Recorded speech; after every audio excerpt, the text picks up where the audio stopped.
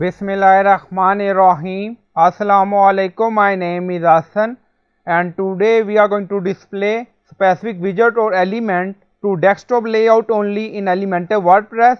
Before starting work, it's my request, please subscribe my channel. Thank you. Now back to our work. So we are in Elementor page. So this is our heading widget. Now you see edit heading. So this is our text widget. So you can display any widget like text, image, button for desktop layout only. Now click on any widget. So we click on text widget. On left side you see content style advanced. So click on advanced and then scroll down.